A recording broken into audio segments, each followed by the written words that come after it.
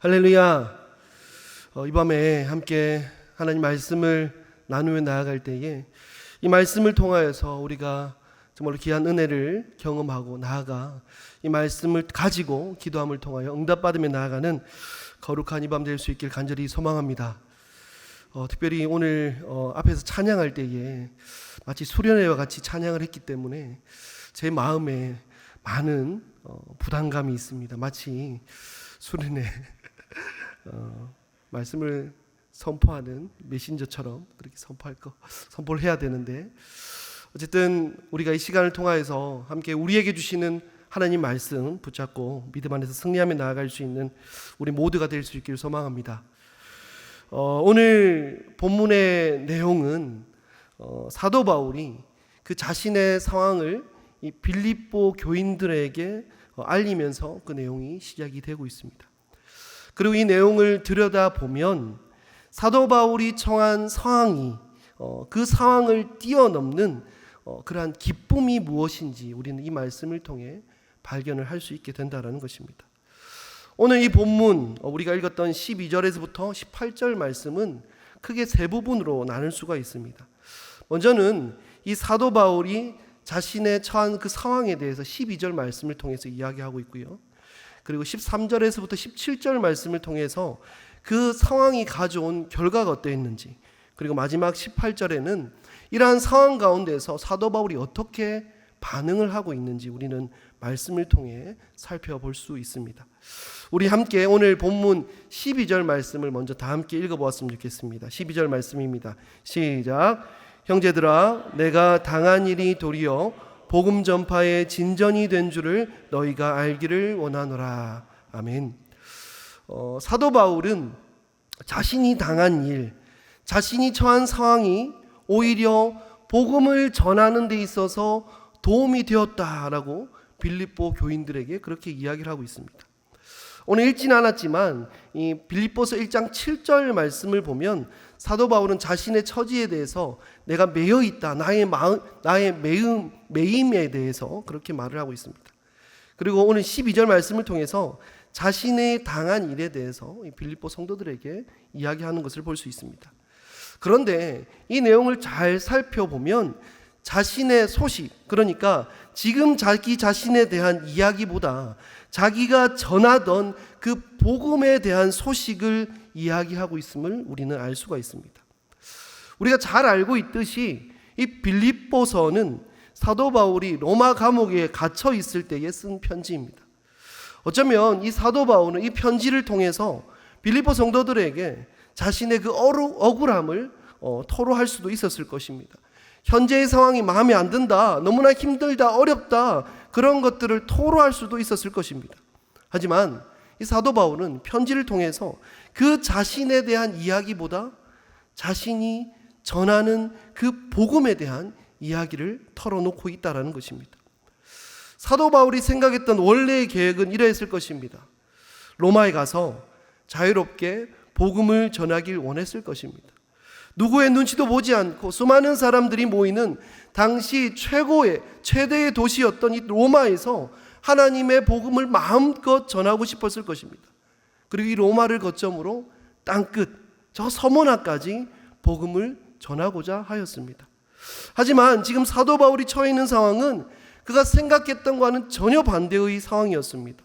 로마의 시민으로서 자유롭게 복음을 전하기는커녕 오히려 감옥에 갇혀 있는 상황입니다. 어쩌면 인간적인 생각으로 그는 억울하고 분노를 느꼈을 수도 있을 것 같습니다. 아니면 낙심하여서 그냥 그 상황에 주저앉아 있을 수밖에 없는 그러한 상황이었습니다. 빌립보 성도들을 향한 편지에 자신의 그 억울함을 마음껏 이야기할 수도 있었을 것입니다.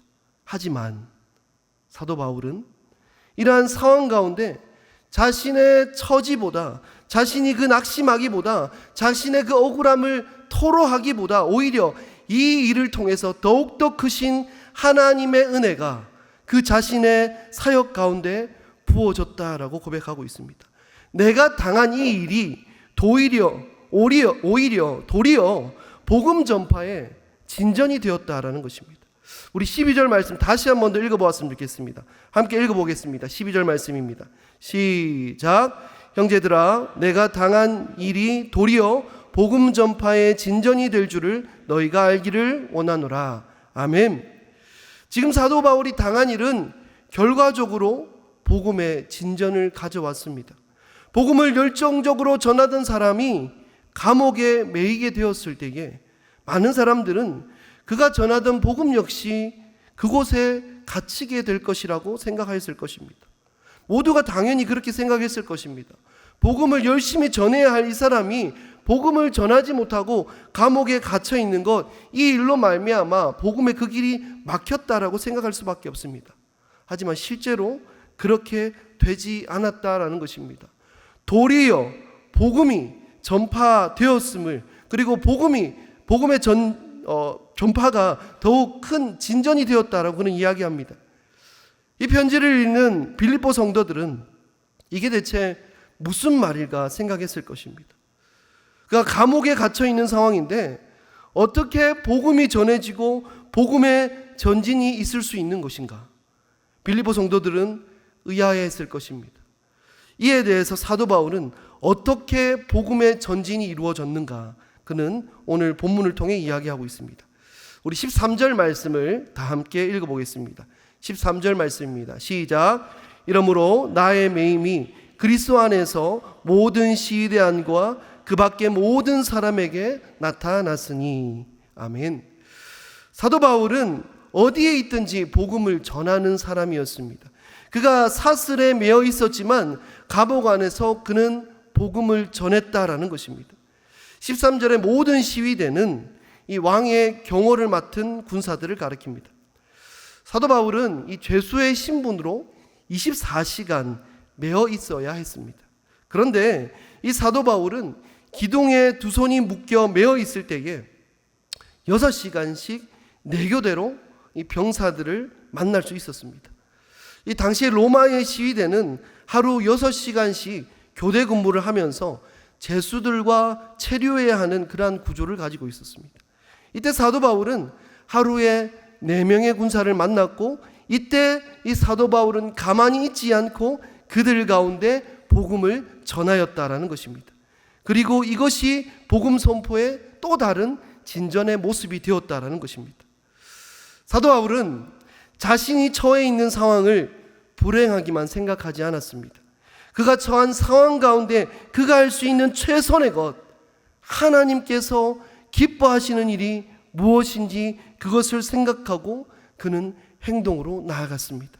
비록 감옥에 매어 있지만, 비록 복음을 전하기에 최악의 상황이지만 그곳에서 만난 사람들, 군인들과 죄수들에게 복음을 전하였고, 이 복음은 살아서 복음의 진전이 이루어지는 놀라운 역사가 일어났다라는 것입니다.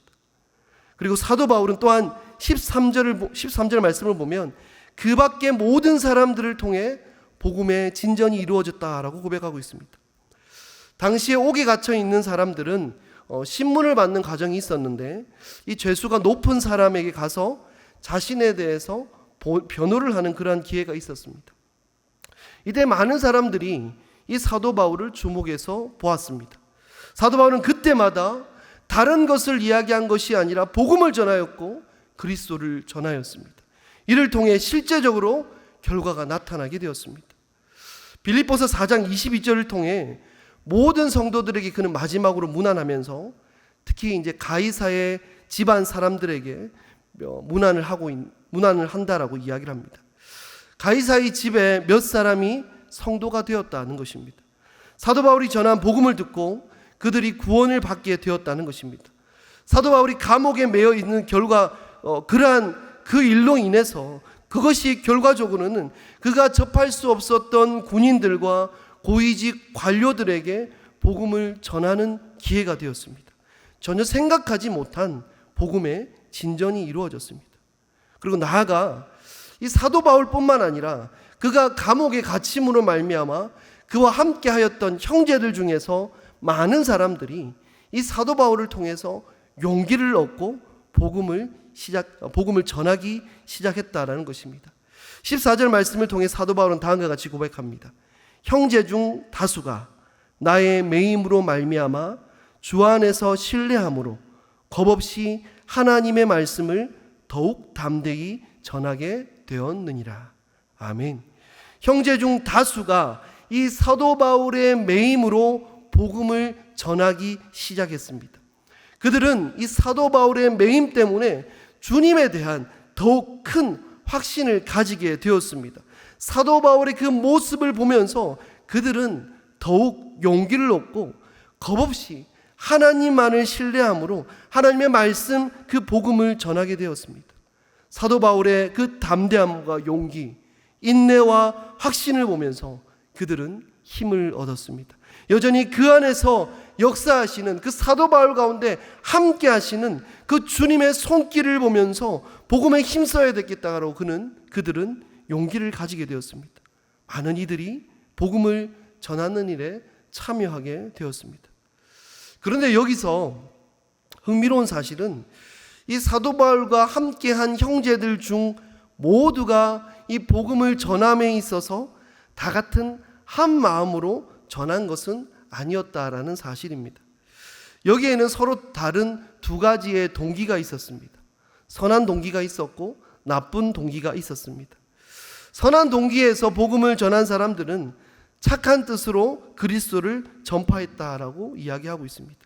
이들은 사도 바울에 대해서 나쁜 마음을 품지 않고 오히려 그들은 16절의 말씀처럼 사도 바울이 복음을 수호하기 위해 세움을 받은 사람이라는 것을 알고 사랑으로 복음을 전했습니다.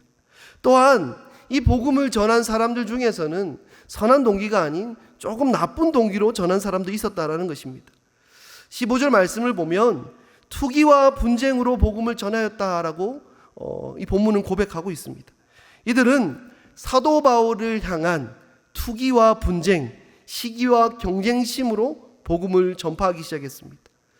사도 바울이 감옥에 갇혔고 그를 통해 많은 사람들이 복음 전파에 대한 동기를 가지기 시작했습니다. 하지만 그들 중 이 사도 바울을 좋아하는 사람도 있었고 그를 싫어하는 사람도 있었을 것입니다.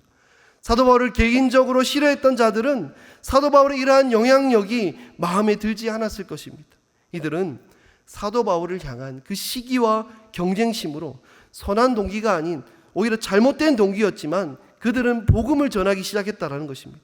하지만 결과적으로 이들이 전한 것은 다른 것이 아니라 바로 그리스도였고 예수 그리스도의 복음이 전파됨으로 말미암아 복음의 진전이 이루어지게 되었습니다. 선한 동기든 나쁜 동기든 결국에는 복음을 전하는 일에 힘쓰는 자들이 늘어나게 되었습니다. 많은 사람들, 많은 그리스도인들을 통해 복음의 진전이 일어났습니다. 사도 바울이 심어놓은 복음의 씨앗이 수많은 사람들에게 영향을 끼쳤고 그들 역시 복음을 전하는 자들이 되었습니다. 마지막으로 이러한 상황에서 사도 바울이 어떻게 반응을 하고 있습니까? 18절을 시작하면서 그는 이렇게 고백합니다. 그러면 무엇이냐? 이게 우리말로 이야기하면 이런 것입니다. 그것이 어떠하든 그게 무슨 상관이 있느냐라는 것입니다. 어떠한 사람들은 바울을 사랑해서 좋은 뜻으로 복음을 전하였고 어떤 사람은 바울을 시기해서 나쁜 뜻으로 복음을 전하였습니다. 이러한 상황에 대해서 사도 바울은 이야기합니다. 그것이 중요한 것이 아니라 오직 전해진 것은 하나님의 그 예수 그리스도의 복음이기 때문에 그러한들 저러한들 그것은 중요하지 않다라는 것입니다. 그렇다면 이 사도 바울이 정말로 이러한 상황과 자신에게 있는 그런 여건을 바라보지 아니하고 그가 무엇을 통해 기뻐할 수 있었을까? 사도 바울이 기뻐할 수 있는 이유가 무엇일까? 우리 18절 말씀을 통해 그 이유에 대해서 우리가 함께 살펴보았으면 좋겠습니다. 18절 말씀입니다. 함께 읽어보겠습니다. 시작. 전파되는 것은 그리스도니 이로써 나는 기뻐하고 또한 기뻐하리라. 아멘. 사도 바울에게 있어서 기쁨의 영향을 준 것은 그가 처한 상황도 아니었고 다른 사람의 공격과 같은 그 자신을 둘러싼 환경이 아니었습니다. 그에게 기쁨의 영향을 준 것은 오직 그리스도가 전파된다라는 사실이었습니다. 그의 기쁨은 오직 주로부터 나오는 것이었습니다. 사도 바울의 마음은 이리저리 나누어지지 않았습니다. 그는 복음에 대한 단 하나의 마음, 복음에 대한 단 하나의 열정을 가지고 살았습니다. 사도 바울은 자신이 가진 것들에 그리스도를 더한 사람이 아니었습니다. 그리스도를 얻기 위해 자신이 가지고 있던 것들, 중요하다고 여길 만한 그 모든 것들을 버린 사람이었습니다. 마태복음 13장을 보면 예수님께서 말씀하시는 그 천국에 대한 세 가지의 비유가 등장합니다. 그중 13장 44절을 보면 다음과 같이 예수님은 말씀하고 계십니다. 자, 우리 함께 마태복음 13장 44절 말씀을 함께 읽어보도록 하겠습니다. 시작. 천국은 마치 밭에 감추인 보화와 같으니 사람이 이를 발견한 후 숨겨두고 기뻐하며 돌아가서 자기의 소유를 다 팔아 그 밭을 사느니라. 아멘. 예수님은 천국에 대해 이야기하면서 천국은 마치 밭에 감추어졌던 보화를 발견하고 그 보화를 위해서 그 자신의 모든 소유를 팔아 그 밭을 사는 사람과 같다라고 이야기하고 있습니다. 하나님 나라는 우리의 모든 것을 팔아서, 나의 모든 소유를 팔아서 사도 아깝지 않은 귀한 보물과 같다는 것입니다. 이 사도 바울에게 있어서 보물은, 그의 기쁨은 바로 예수 그리스도였습니다. 사도 바울에게 가장 귀한 것은 바로 하나님 나라였습니다. 사도 바울에게 가장 중요한 것은 기쁜 소식, 곧 이 복음이었다라는 것입니다. 사도 바울은 이 복음을 위해 자신의 모든 것을 아낌없이 버린 사람이었습니다. 가장 귀한 것을 얻기 위해 자신의 모든 것을 버릴 수 있는 것, 이것이 바로 하나님 나라를 소유한 사람의 모습이라는 사실입니다. 그가 바로 진정 기쁨을 누리는 참된 신앙인의 모습인 것입니다. 사도 바울은 그가 가진 어떠한 야망이 있어서 거기에 예수 그리스도를 더한 사람이 아니었습니다. 그는 오직 그리스도의 복음만을 소유한 사람이었습니다. 그러므로 오직 그의 기쁨은 그리스도였고 그리스도가 전파되는 복음이 바로 그에게 있어서 최고의 기쁨이었다라는 것입니다. 사도 바울에게 가장 중요한 것은 오직 그리스도가 전파되느냐, 그리스도가 높임을 받느냐였습니다. 그가 어떠한 상황에 처하든지 어떠한 상황과 관계없이 나는 기뻐한다고, 기뻐하고 기뻐한다라고 그는 고백하고 있습니다. 이 사도 바울의 궁극적인 기쁨의 이유는 오직 예수 그리스도, 그리스도의 복음이었다라는 사실입니다. 그렇다면 저와 여러분은 어떻습니까? 저와 여러분의 기쁨은 무엇입니까? 저와 여러분의 기쁨은 어디에 있습니까? 우리의 궁극적인 기쁨의 이유가 무엇이 되어야 하겠습니까? 우리의 궁극적인 이유가 온전히 그리스도에게만 있다면 우리의 기쁨은 우리를 둘러싼 환경에 좌우되지 않습니다. 참된 믿음의 사람은 수많은 기쁨의 이유들에 그리스도의 기쁨을 하나 더하는 사람이 아닙니다. 수많은 기쁨을 포기하고서라도 그리스도를 선택하는 사람, 마치 밭에 감추인 보화를 발견하고 그 밭을 사기 위해 자신의 모든 것을 팔아서 밭을 사는 사람과 같이 내 모든 것을 내어놓고 오직 그리스도로 말미암아 기뻐하는 인생, 그것이 주님께서 보시기에 아름다운 정말로 참된 성도로서의 모습이라는 사실을 저와 여러분 모두가 온전히 기억할 수 있길 간절히 소망합니다. 세상이 주는 수많은 기쁨을 포기하고 오직 그리스도만을 선택하는 사람이야말로 참된 성도, 진정한 기쁨을 누리는 믿음의 사람, 삶의 어떠한 조건 가운데서도 주님의 기쁨을 소유한 사람이라고 할 수 있습니다. 그렇다고 모든 것을 다 포기하고 다 끊어버리고 금욕적인 삶만을 살아가라는 것이 아닙니다.